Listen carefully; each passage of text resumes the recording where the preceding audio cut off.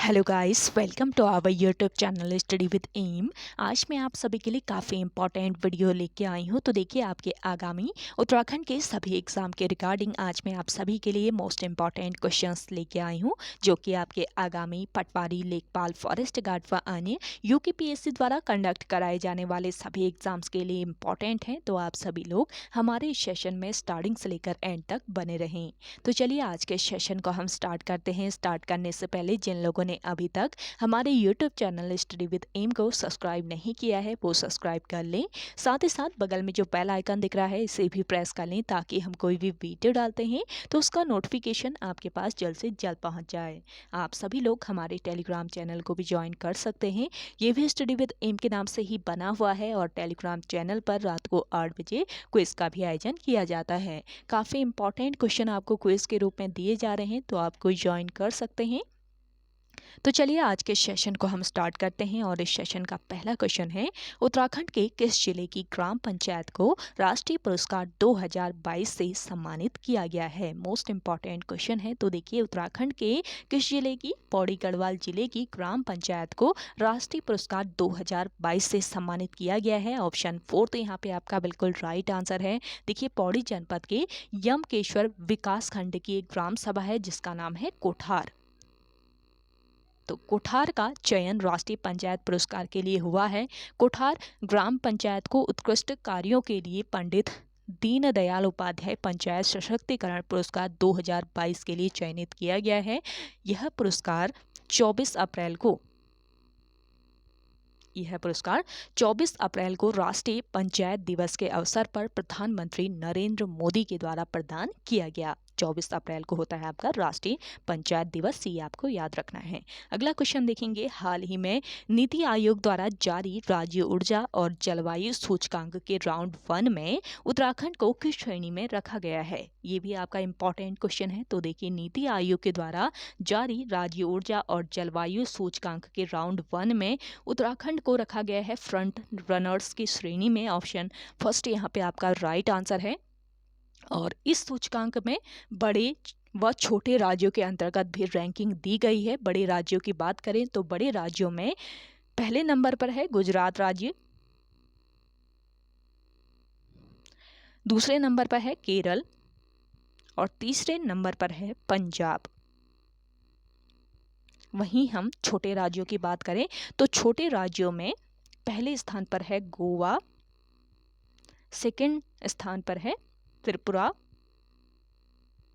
और तीसरे नंबर पर है कौन सा, मणिपुर। ये आपको याद रखना है। और उत्तराखंड की अगर हम बात करते हैं तो उत्तराखंड फ्रंट रनर्स की श्रेणी में आता है और उत्तराखंड को बड़े राज्यों के अंतर्गत रखा गया है। उत्तराखंड किन राज्यों के अंतर्गत है, बड़े राज्यों के अंतर्गत, और इसमें इसकी रैंकिंग कितनी है, 5वें स्थान पर। उत्तराखंड बड़े राज्यों के क्रम में 5वें स्थान पर है। नेक्स्ट क्वेश्चन देखेंगे, विश्व व्यापार संगठन की स्थापना किस वर्ष की गई। देखिए, विश्व व्यापार संगठन की स्थापना की गई थी वर्ष 1995 में। ऑप्शन सेकंड इस क्वेश्चन का राइट आंसर है।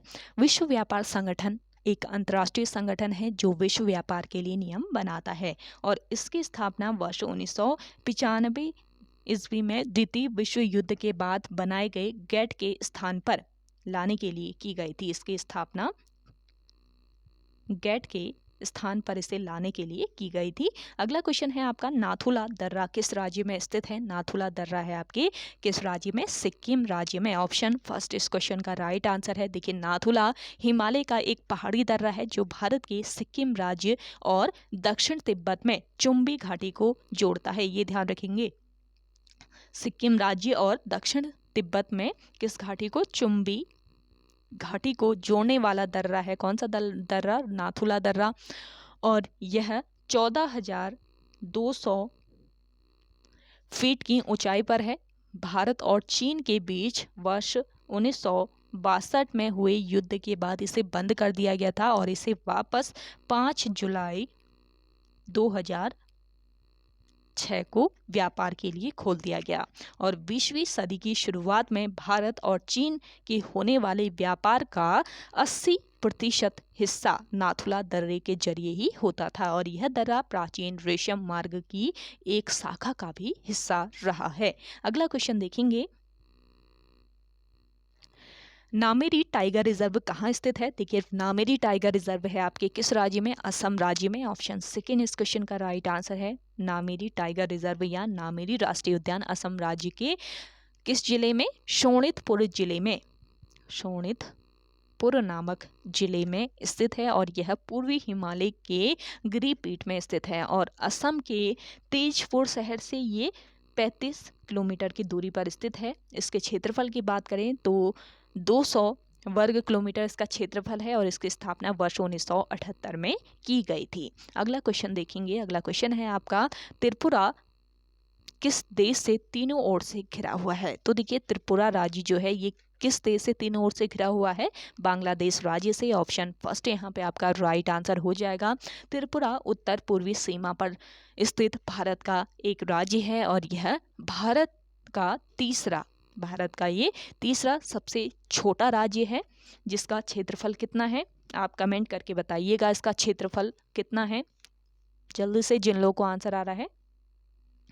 देखिए, त्रिपुरा का जो क्षेत्रफल है ये है 10,491 वर्ग किलोमीटर और इसके उत्तर पश्चिम और दक्षिण में बांग्लादेश स्थित है। इसके उत्तर पश्चिम और दक्षिण में बांग्लादेश स्थित है, जबकि पूर्व में असम और मिजोरम स्थित है। और त्रिपुरा की राजधानी आपसे पूछी जाए तो कहाँ पर स्थित है? अगरतला में। अगरतला में इसकी राजधानी है। त्रिपुरा की स्थापना कब की गई? 14वीं शताब्दी में माणिक्य नामक इंडो मंगोलियन आदिवासी के मुखिया ने इसकी स्थापना की, जिसने कौन सा धर्म अपनाया था? हिंदू धर्म अपनाया था। और वर्ष 1808 ईस्वी में इसे ब्रिटिश साम्राज्य ने जीता था और यह स्वशासित शाही राज्य बना। और वर्ष 1956 की अगर हम बात करें तो वर्ष 1956 में यह भारतीय गणराज्य में शामिल हुआ और वर्ष 1972 ईस्वी में इसे राज्य का दर्जा मिला था। तो सभी आपके इंपॉर्टेंट पॉइंट रहते हैं यहाँ पे, इनको नोट डाउन कर लीजिए, आपके आगामी पटवारी के एग्जाम के लिए काफ़ी इंपॉर्टेंट है।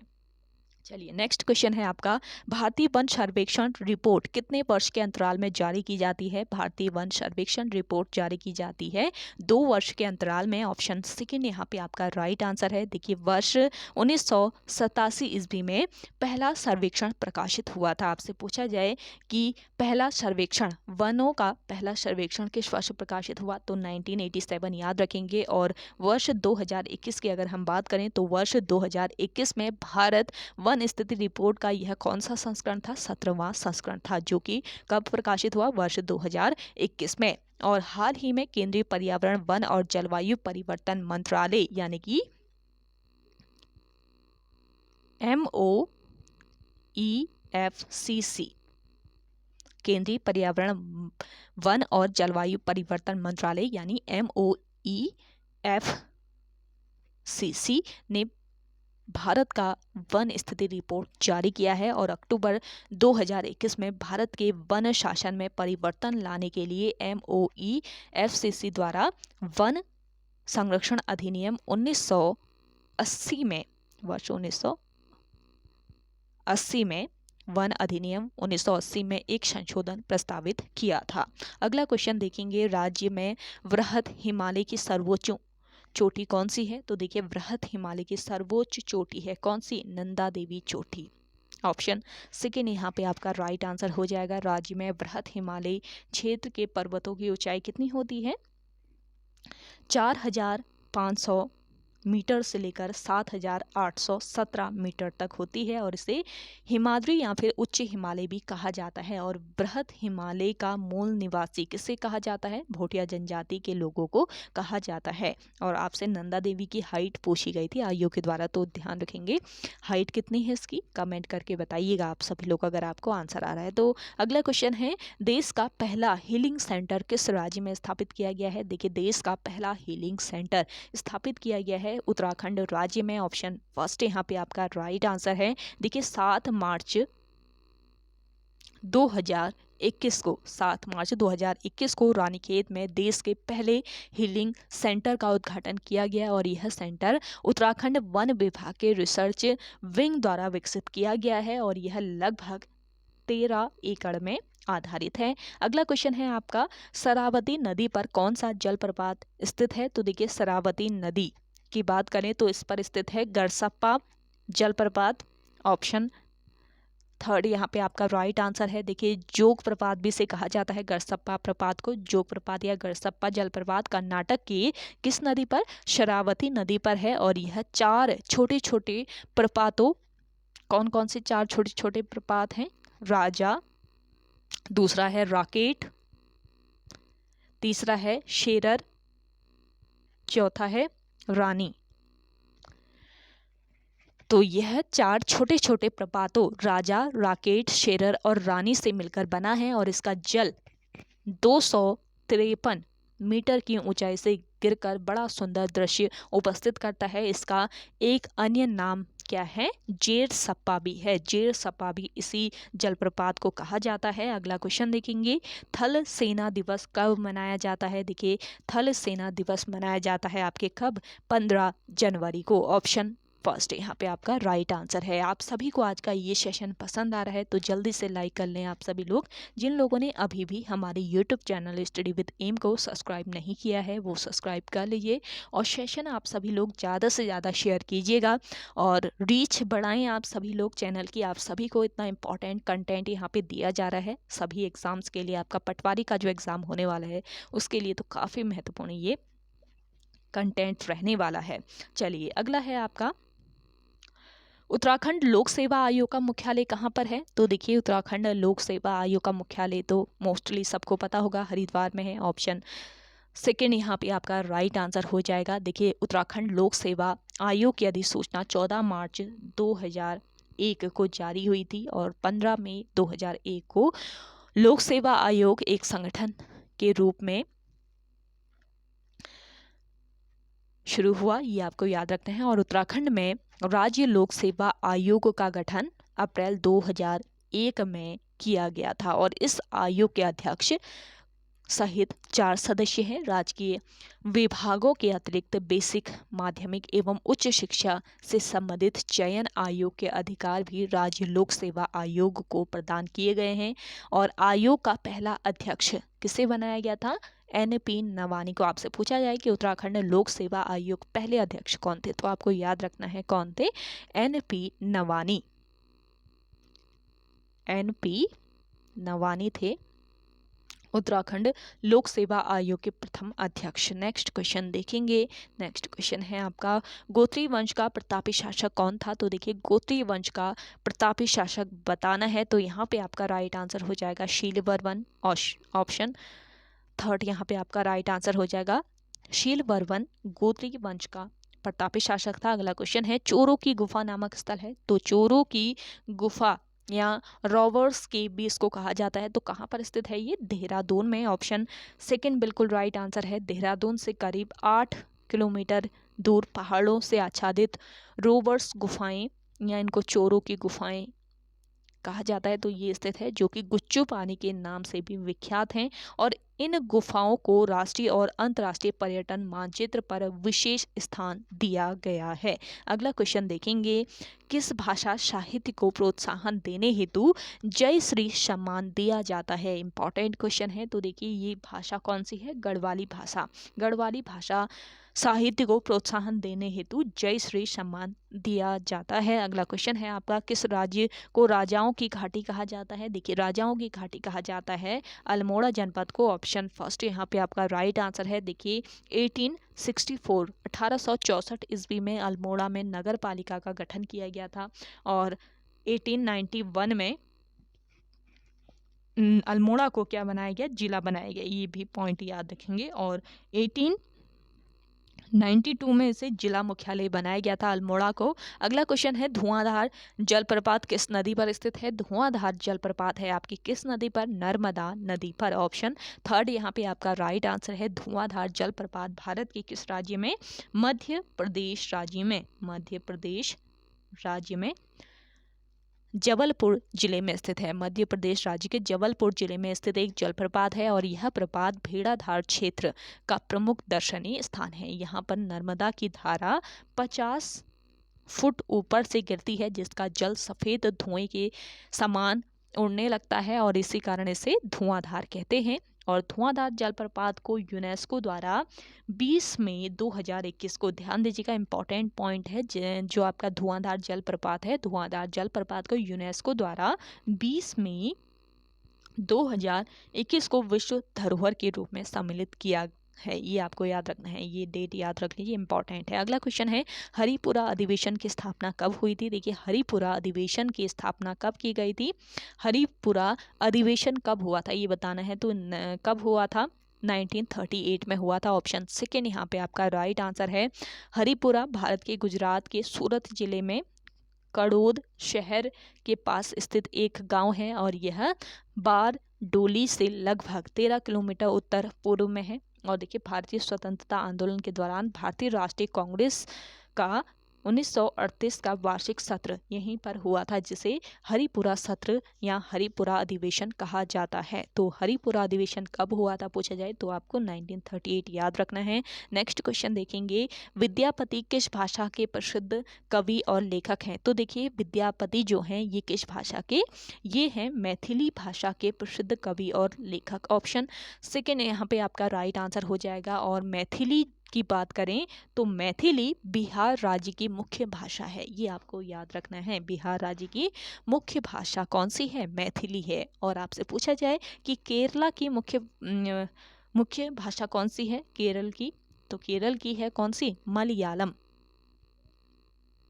मलयालम केरल की मुख्य भाषा है। ऐसे ही कर्नाटक की बात करें तो कर्नाटक की मुख्य भाषा है कन्नड़। गोवा की भाषा कौन सी है बताएं आप सभी लोग जल्दी से। गोवा की मुख्य भाषा कौन सी है? कोंकणी। इसको याद रखेंगे, कोंकणी गोवा की मुख्य भाषा है। इसके अलावा बात करें तमिलनाडु राज्य की, तमिलनाडु की मुख्य भाषा कौन सी है? तमिल है। आंध्र प्रदेश की कौन सी है? आंध्र प्रदेश की है कौन सी? तेलुगु। और आपके तेलंगाना राज्य की बताएं। तेलंगाना राज्य की कौन सी है? तेलंगाना की भी तेलुगु ही मुख्य भाषा है। तो ये आपको कुछ भाषाएं याद रहनी चाहिए जो कि आयोग के द्वारा पूछी जा सकती हैं। चलिए नेक्स्ट क्वेश्चन है आपका, सूर्य ऊर्जा से संचालित मंदिर कौन सा है? सौर ऊर्जा से संचालित मंदिर बताना है तो ये है कौन सा मंदिर? कोणार्क का सूर्य मंदिर। ऑप्शन फर्स्ट यहाँ पे आपका राइट आंसर है। कोणार्क सूर्य मंदिर ओडिशा राज्य के किस जिले में स्थित है? पुरी जिले में। ओडिशा के पुरी जिले में समुद्र तल पर पुरी शहर से लगभग 35 किलोमीटर उत्तर पूर्व में कोणार्क में एक मंदिर है, ये आपको याद रखना है। कोणार्क सूर्य मंदिर ओडिशा राज्य के पुरी जिले में स्थित है और पुरी शहर से लगभग 35 किलोमीटर उत्तर पूर्व में ये स्थित है। और 13वीं शताब्दी की बात करें तो 13वीं शताब्दी का ये सूर्य मंदिर है, कोणार्क सूर्य मंदिर। और इस मंदिर को बनाने का जो श्रेय है ये पूर्वी गंग वंश के राजा प्रथम नरसिंह देव को दिया जाता है। और वर्ष 1984 में यूनेस्को ने इसे विश्व धरोहर स्थल के रूप में मान्यता दी है, ये आपको याद रखना है। विश्व धरोहर स्थल में इसको कब सूचीबद्ध किया गया है? वर्ष 1984 ईस्वी में। तो ओके गाइस, आज के इस सेशन में इतना ही। आई होप आप सभी को आज का ये सेशन काफ़ी पसंद आया होगा। अगर आप सभी को आज का ये सेशन पसंद आता है तो इस सेशन को लाइक कीजिए, शेयर कीजिए। जिन लोगों ने अभी भी हमारी YouTube channel study with M को सब्सक्राइब नहीं किया है वो सब्सक्राइब कर लीजिए। और मिलते हैं एक नेक्स्ट इंटरेस्टिंग वीडियोज़ के साथ, तब तक के लिए धन्यवाद।